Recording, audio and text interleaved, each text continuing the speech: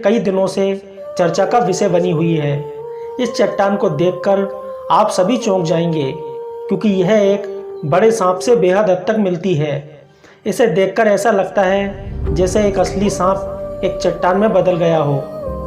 यह सांप की चट्टान अपने आप में बहुत से रहस्य समेटे हुए है।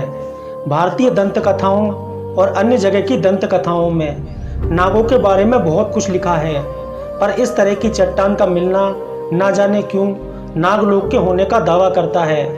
यहाँ के स्थानीय लोग इसे शापित राजा उल्लू से जोड़ते हैं और ये मानते हैं कि यह सांप एक दिन वापस चट्टान से सांप बन जाएगा और फिर एक इंसान।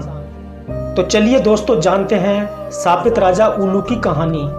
वीडियो में और आगे बढ़ें इससे पहले मैं आपसे रिक्वेस्ट करना चाहूँगा कि यदि आप हमारे चैनल पर नए आए हैं तो प्लीज़ चैनल को सब्सक्राइब जरूर कर लें और साथ में बेल आइकन भी दबा देना, ताकि नए वीडियो का नोटिफिकेशन आपको मिलता रहे। बात बहुत पुरानी है। ये घटना खोंगलोंग लेक के पास की है, जो कि बुइंग खोंगलोंग जिले की है।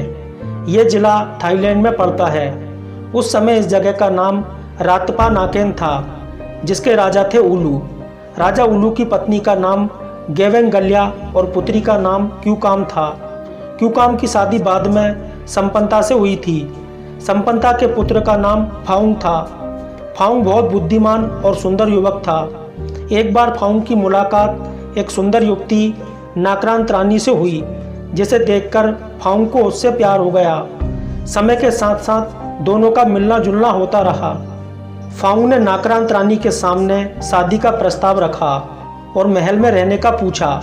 नाक्रांत रानी इस बात से बहुत खुश हुई कि फाउंग उसे बहुत प्यार करता है, किंतु मन ही मन उसे एक बात की चिंता थी कि जब फाउंग को इस बात का पता चलेगा कि नाक्रांत रानी मनुष्य ही नहीं है तो फाउंग उसे छोड़ देगा।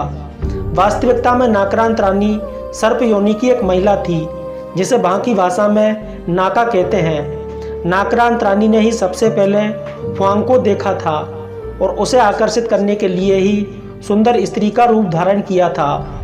अब इस दुविधा से बचने के लिए नाक्रांत रानी नागलोक गई और अपने प्रेम से संबंधित बात अपने पिता को बताई, जो नागलोक के राजा भी थे।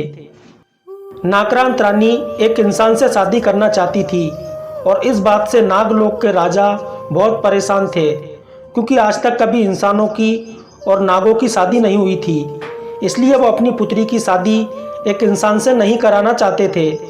नागलोक के राजा अपनी पुत्री से बहुत प्यार करते थे और अपनी पुत्री की जिद के आगे झुकना पड़ा।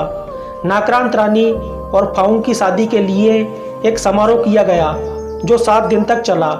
रातपा नाखेन में किसी को नहीं पता था कि नाक्रांत रानी एक नाग कन्या है और 3 साल तक सब कुछ अच्छे से चला, किंतु नाक्रांत रानी और फाउंग को कोई संतान नहीं हुई थी और यही चिंता मन ही मन नाक्रांत रानी को खाए जा रही थी। मनुष्य योनि में वो चिंता के कारण बहुत ज़्यादा बीमार रहने लगी, जिसके कारण उसने दोबारा सर्प योनि में जाने का निर्णय लिया।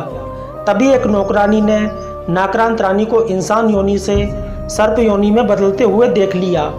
वो नौकरानी ये सब देखकर बहुत भयभीत हो गई और वहाँ से भाग गई और नाक्रांत रानी के सांप में बदलने की बात आग की तरह पूरे राज्य में फैल गई। राज्य में लोगों को इस बात का पता चलने पर बहुत दुख हुआ। नाक्रांत रानी ने सर्प योनि से पुनः मनुष्य योनि में आने की बहुत कोशिश की, किंतु बीमार अवस्था के कारण वो ऐसा नहीं कर पाई। धीरे धीरे नाक्रांत रानी लोगों के मन से निकलती गई। राजा उल्लू ने नागलोक के राजा के लिए एक पत्र लिखा और कहा कि वे यहाँ आकर अपनी पुत्री को ले जाएं।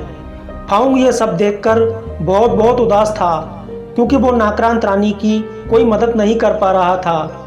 नागलोक के राजा अपनी पुत्री से बहुत प्यार करते थे और जब वे अपनी पुत्री से मिलने आए तो अपनी पुत्री की इस दशा से वे बहुत क्रोधित हुए और अपनी पुत्री को अपने साथ लेकर चले गए और जाते जाते कहा कि वे अपनी सेना के साथ वापस आएंगे और रातपा नाखेन का नामो निशान मिटा देंगे।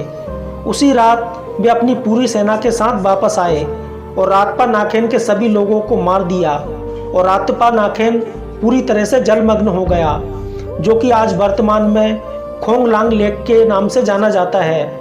नागलोक नरेश ने राजा उल्लू को एक नाग बना दिया और यह श्राप दिया कि वे इस योनि से तब तक मुक्त नहीं हो सकते जब तक कि